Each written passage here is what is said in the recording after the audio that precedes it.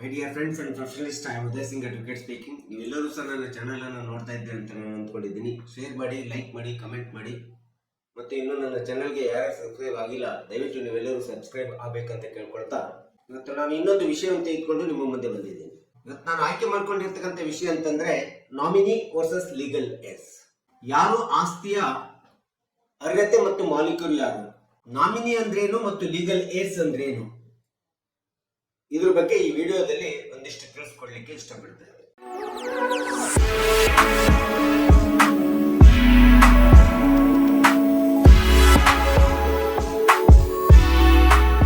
ಯಾವುದೇ ಒಂದು ಭವಿಷ್ಯತ್ತಿನ ಆಸ್ತಿಯನ್ನ ಅಥವಾ ಹಣವನ್ನ ಅಥವಾ ಯಾವುದೇ ಮೂವೇಬಲ್ ಅಥವಾ ಇಮ್ಮೂವೇಬಲ್ ಪ್ರಾಪರ್ಟಿಯನ್ನ ಅದು ವಿಲ್ ಡೀಡ್ ಮಾಡ್ಬೋದು, ಗಿಫ್ಟ್ ಡೀಡ್ ಮಾಡ್ಬೋದು, ಮಾರ್ಟೇಜ್ ಮಾಡ್ಬೋದು, ಸೇಲ್ ಅಗ್ರಿಮೆಂಟ್ ಮಾಡ್ಬೋದು. ಈ ಎಲ್ಲ ಫ್ಯೂಚರ್ ಡೀಡ್ಸ್ ಗಳಿಗೆ ಹಿರಿಯರು ಒಂದು ನಾಮಿನಿಯನ್ನು ಕೊಡ್ತಾರೆ. ಈ ನಾಮಿನಿಯನ್ನು ಮಾಡ್ತಕ್ಕಂಥದ್ದೇನಿದೆ, ಆ ನಾಮಿನಿ ಅವರ ನಂತರ ಹಿರಿಯರು ತೀರಿಕೊಂಡ ನಂತರ ಆ ಆಸ್ತಿಯನ್ನ ಹಣವನ್ನ ಅನುಭೋಗಿಸುವಂತದ್ದು ವಾರಸುದಾರರು ಯಾರು ಅಥವಾ ಹಕ್ಕುದಾರರು ಯಾರು ಎಂಬತಕ್ಕಂಥದ್ದನ್ನ ನಿರ್ಧರಿಸತಕ್ಕಂಥದ್ದಕ್ಕೆ ನಾವು ನಾಮಿನಿ ಅಂತೇಳಿ ನಾವು ಕರೀತೇವೆ. ಈ ನಾಮಿನಿಯನ್ನ ಸಹಜವಾಗಿ ತಂದೆ ತಾಯಿಗಳು, ಅಜ್ಜಂದಿರು ಅಥವಾ ನಮ್ಮ ಹಿರಿಯರು ತಮ್ಮ ಆಸ್ತಿ ಬಗ್ಗೆ ಅಥವಾ ತಮ್ಮ ಭವಿಷ್ಯತ್ತಿನ ಯಾವುದೇ ಹಣ ಇರಬಹುದು, ಡೆಪಾಸಿಟೆಡ್ ಅಮೌಂಟ್ ಇರ್ಬೋದು, ಅಥವಾ ಈ ರೀತಿ ಬರುವಂತ ಭವಿಷ್ಯತ್ತಿನಲ್ಲಿ ಬರುವಂತ ಒಂದು ಆಸ್ತಿಗೆ ಅನುಭೋಗಿಸುವಂತದ್ದು ಯಾರು ಎಂಬತಕ್ಕಂಥದ್ದನ್ನ ನಾಮಿನಿಗೆ ಅಂತೇಳಿ ಮಾಡಿರ್ತಾರೆ.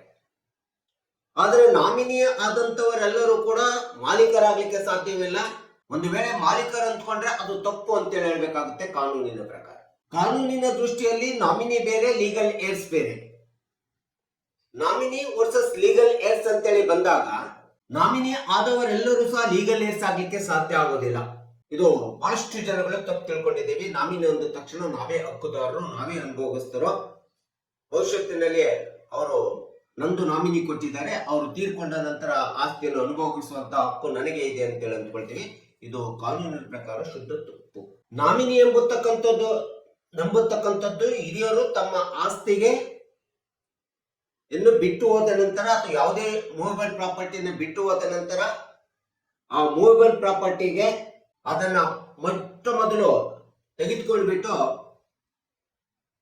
ಅಥವಾ ತೆಗೆದುಕೊಳ್ಳುವಂತ ಆ ಆಸ್ತಿಯನ್ನ ಹಣವನ್ನು ತೆಗೆದುಕೊಳ್ಳುವಂತ ವ್ಯಕ್ತಿ ಇವನಾಗಿರುತ್ತಾನೆ ಅಥವಾ ಇವಳಾಗಿರುತ್ತಾನೆ ಎಂಬತಕ್ಕಂಥದ್ದನ್ನ ನಿರ್ಧರಿಸುವಂತದ್ದು, ಹೆಸರು ಸೂಚಿಸುವಂತದ್ದು, ನಿರ್ಧರಿಸುವಂತದ್ದಷ್ಟೇ ನಾಮಿನಿ ಅಂತ ಹೇಳ್ತೀವಿ. ಅಥವಾ ಇದನ್ನ ಕಸ್ಟೋಡಿಯನ್ ಅಂತೇಳಿ ನಾವು ಕರಿತಾ ಇದ್ದೀವಿ. ಸಂಗ್ರಹದಾರ, ಮೊಟ್ಟ ಮೊದಲನೆಯ ಅನುಭೋಗದಾರ.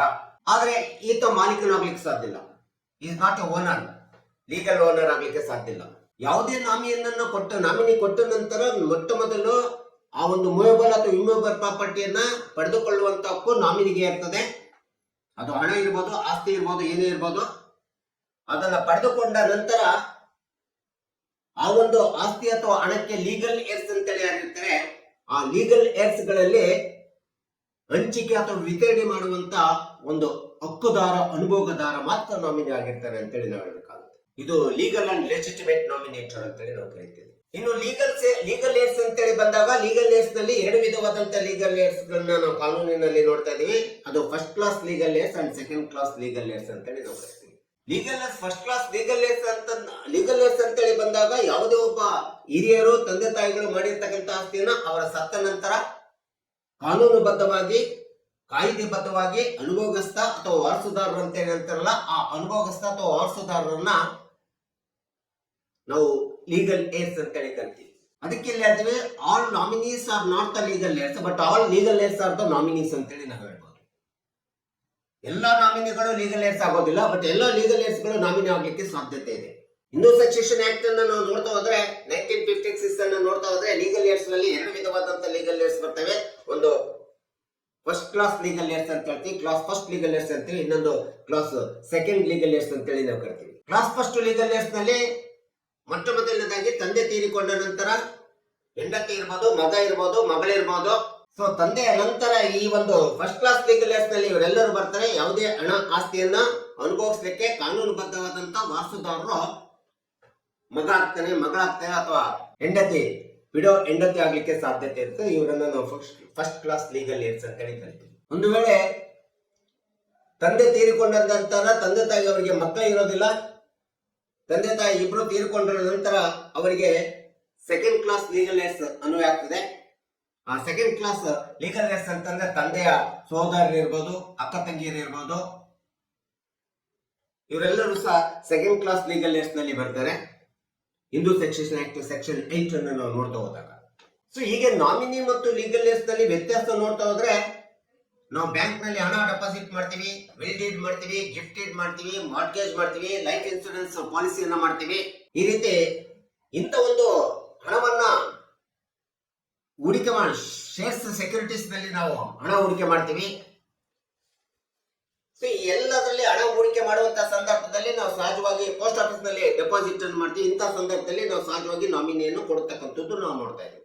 ಸೊ ಈ ರೀತಿ ನಾಮಿನಿ ಕೊಟ್ಟಾಗ ಈ ಎಲ್ಲಾ ಒಂದು ಇಮ್ಯೂಯಬಲ್ ಅಥವಾ ಮೂವಬಲ್ ಪ್ರಾಪರ್ಟಿಗೆ ನಾಮಿನಿ ಪಡೆದುಕೊಂಡಂತವರು ಮಾಲೀಕರಂತ ಅಂದ್ಕೊಳ್ಳಿಕ್ಕೆ ಸಾಧ್ಯ ಇಲ್ಲ. ಉದಾಹರಣೆಗೆ ಒಬ್ಬ ಎಂಪ್ಲಾಯ್ ಇರ್ತಾನೆ, ಅವನು ಲೈಫ್ ಇನ್ಶೂರೆನ್ಸ್ ಪಾಲಿಸಿ ಅಂತ ತೆಗೆದುಕೊಂಡಿದ್ದಾನೆ. ಲೈಫ್ ಇನ್ಶೂರೆನ್ಸ್ ಪಾಲಿಸಿ ತೆಗೆದುಕೊಂಡಂತ ಸಂದರ್ಭದಲ್ಲಿ ತನ್ನ ತಾಯಿಯ ನಾಮಿನಿಯನ್ನು ಮಾಡಿರ್ತಾನೆ.